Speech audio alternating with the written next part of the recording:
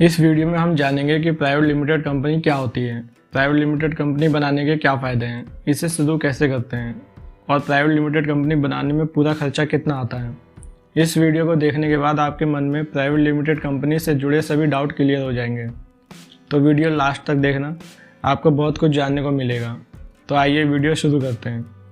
सबसे पहले जानते हैं कि प्राइवेट लिमिटेड कंपनी क्या होती है। प्राइवेट लिमिटेड कंपनी दो लोगों की निजी कंपनी होती है जो इंडियन कंपनी एक्ट 2013 के अंडर या किसी और एक्ट के अंडर इस्टेब्लिश की जाती है। 2013 एक्ट में कंपनी का मिनिमम कैपिटल 1 लाख रुपए होना जरूरी था, लेकिन कंपनी एक्ट 2015 में इसे संशोधित करके मिनिमम कैपिटल 1 लाख रुपए हटा दिया गया है। अब आप जीरो से भी स्टार्ट कर सकते हैं। प्राइवेट लिमिटेड कंपनी खोलने के लिए कम से कम 2 लोगों की ज़रूरत होती है और मैक्सिमम 200 एम्प्लॉयज़ इसमें काम कर सकते हैं। एक प्राइवेट लिमिटेड कंपनी को अपने शेयर पब्लिक में या आम लोगों के बीच बेचने की परमिशन नहीं होती है। अब प्राइवेट लिमिटेड कंपनी के फ़ायदे के बारे में जानते हैं। प्राइवेट लिमिटेड कंपनी खोलने की सबसे अच्छी बात यह है कि इसे सिर्फ 2 लोग मिलकर शुरू कर सकते हैं। वहीं एक पब्लिक लिमिटेड कंपनी खोलने के लिए 7 लोगों की ज़रूरत पड़ती है। एक प्राइवेट लिमिटेड कंपनी में कंपनी के मेंबर्स या शेयर होल्डर्स की लायबिलिटीज़ लिमिटेड होती है। मान लो अगर कंपनी को कोई नुकसान होता है और वो कंपनी के लोन या इन्वेस्टर के पैसे नहीं चुका पाते हैं, तो पैसा सिर्फ कंपनी के शेयर्स बेचकर या कंपनी के एसेट बेचकर रिकवर किए जाते हैं, ना कि ओनर की पर्सनल प्रॉपर्टी बेचकर। कानून की नज़र में प्राइवेट लिमिटेड कंपनी का अपना एक अस्तित्व होता है, जिस वजह से इसके फाउंडिंग मेंबर की मृत्यु के बाद भी इसकी पहचान बनी रहती है।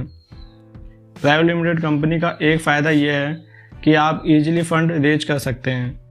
जैसे शार्क टैंक में आप देखते होंगे कि कंपनी ओनर कंपनी में हिस्सेदारी देकर या डेट पर पैसा उठाते हैं। प्राइवेट लिमिटेड होने पर कंपनी को बैंक से या फिर एंजल इन्वेस्टर से इजीली पैसा मिल जाता है। प्राइवेट लिमिटेड होने पर कंपनी पर ट्रस्ट बिल्ट होता है, क्योंकि कंपनी के बारे में गूगल पर या फिर गवर्नमेंट डेटा में देख सकते हैं। प्राइवेट लिमिटेड कंपनी में अपॉइंटमेंट और सैलरी पर किसी भी तरह की कोई पाबंदी नहीं होती है। और पब्लिक लिमिटेड कंपनी की तरह एक प्राइवेट लिमिटेड कंपनी को अपना प्रोस्पेक्टस भी इशू नहीं करना पड़ता है, क्योंकि प्राइवेट लिमिटेड कंपनी अपने शेयर पब्लिक को नहीं बेच सकती है, इसलिए पब्लिक को अपने बारे में बताना जरूरी नहीं होता है। प्रोस्पेक्टस का मतलब वो डॉक्यूमेंट्स होते हैं जिसमें कंपनी का डायरेक्टर्स कौन है, कंपनी में कितने पैसे लगे हैं, मतलब कंपनी के बारे में सारी इन्फॉर्मेशन इसमें होती है। आइए अब जानते हैं कि प्राइवेट लिमिटेड कंपनी शुरू कैसे करते हैं। अगर आप बिजनेस करने के लिए कोई कंपनी शुरू करना चाहते हैं तो आप अपनी कंपनी को प्राइवेट लिमिटेड कंपनी के तौर पर रजिस्टर करवा सकते हैं।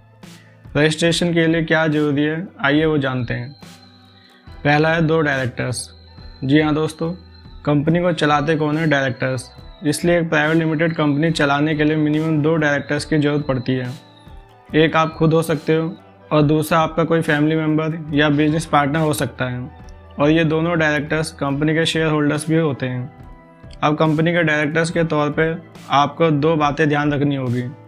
पहले ये कि हर डायरेक्टर के पास अपना एक DIN यानी डायरेक्टर आइडेंटिफिकेशन नंबर होना जरूरी है, जो आपको मिनिस्ट्री ऑफ कॉर्पोरेट अफेयर्स मतलब MC ऑफिस से लेना पड़ता है। दूसरी बात, 2 में से एक डायरेक्टर भारत का नागरिक होना जरूरी है। अब रजिस्ट्रेशन के लिए आपकी कंपनी का नाम भी जरूरी है।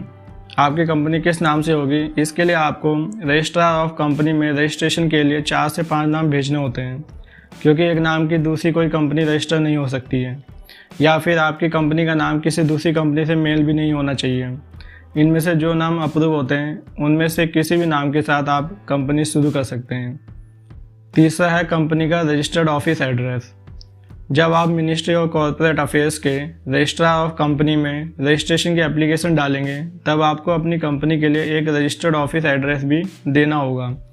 ऑफिस एड्रेस देना इसलिए ज़रूरी है ताकि गवर्नमेंट की तरफ से कोई डॉक्यूमेंट्स या कोरियर भेजा जाए तो वो आप तक पहुंचाया जा सके।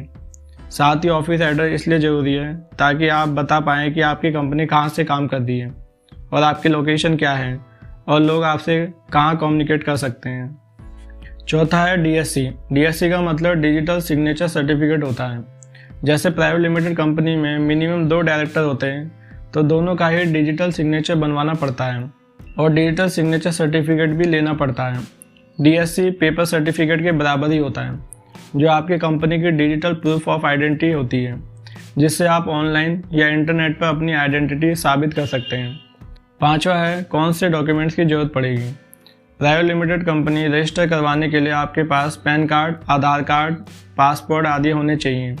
साथ ही रेजिडेंशियल प्रूफ के लिए लास्ट 2 मंथ का bank statement, electricity bill, phone bill, इनमें से कोई एक प्रूफ आपके पास होना चाहिए।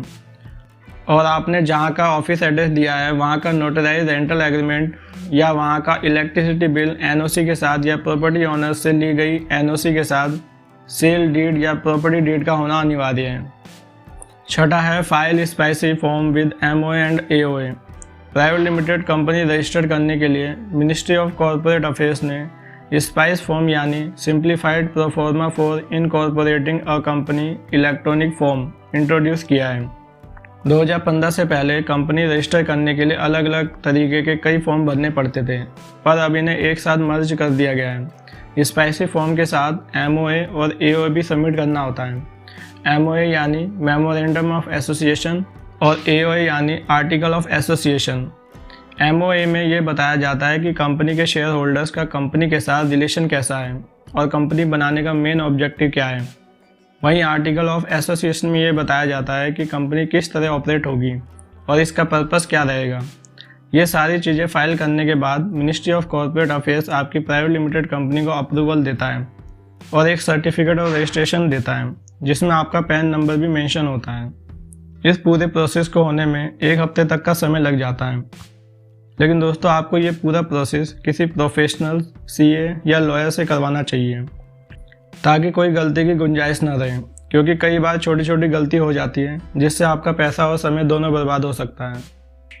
अब बात करें कि इस पूरे प्रोसेस में खर्चा कितना आता है, तो इसमें अराउंड 15,000 रुपीज़ के आसपास खर्चा हो जाता है, जिनमें शामिल है डिजिटल सिग्नेचर सर्टिफिकेट की फ़ीस, डायरेक्टर आइडेंटिफिकेशन नंबर की fees, government fees with GST plus stamp duty charges, notary fees, professional fees like CA, CS, lawyer, consultant.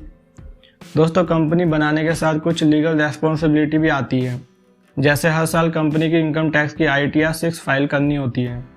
साथ ही हर साल बोर्ड ऑफ डायरेक्टर को एनुअल रिटर्न और डायरेक्टर आइडेंटिफिकेशन नंबर की KYC भी भरनी पड़ती है।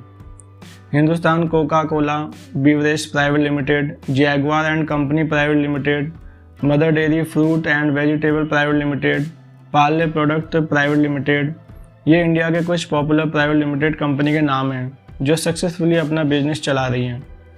दोस्तों, अगर आप भी अपने यूनिक आइडिया के साथ कंपनी शुरू करने का सोच रहे हैं तो प्राइवेट लिमिटेड कंपनी से शुरुआत कर सकते हैं और आने वाले समय के मार्केट लीडर बन सकते हैं।